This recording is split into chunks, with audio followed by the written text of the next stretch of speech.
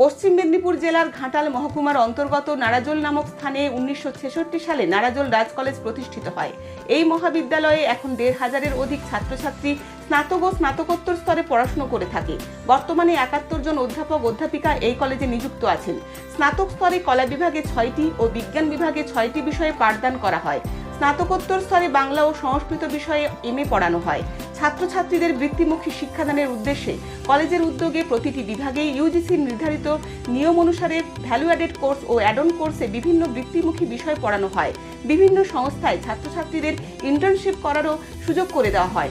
সম্প্রতি বিভিন্ন কোম্পানির সঙ্গে কলেজের মৌস্বাক্ষর করা হয়েছে, যেখানে ছাত্রছাত্রীদের ট্রেনিং ও প্লেসমেন্টের সম্ভাবনা আছে।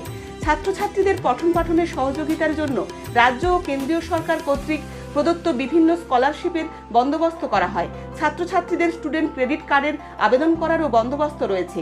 দুস্থ ও মেধাবী ছাত্রছাত্রীদের জন্য ফ্রি শিপেরও বন্দোবস্ত রয়েছে। এই মহাবিদ্যালয় ন্যাক দ্বারা অ্যাক্রিডিটেড হয়েছে। বর্তমানে এটি একটি আইএসও শংসাপত্র প্রাপ্ত প্রতিষ্ঠান। বর্তমানে কলেজের কেন্দ্রীয় গ্রন্থাগারে প্রায় 17,000 বই রয়েছে। এছাড়াও সমস্ত বিভাগে বিভাগীয় গ্রন্থাগারও আছে।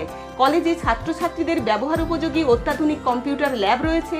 কলেজের বিজ্ঞান বিভাগগুলিতে রয়েছে সমৃদ্ধ বৃক্ষণাগার। কলেজের নিজস্ব খেলার মাঠ ও ছাত্রাবাস রয়েছে। অর্ধ শতাব্দী প্রাচীন এই কলেজে একটি সক্রিয় প্রাক্তনী সংসদ রয়েছে। নারাজোল রাজ কলেজের যোগাযোগ ব্যবস্থাও বর্তমানে যথেষ্ট উন্নত ও সুবিধাজনক।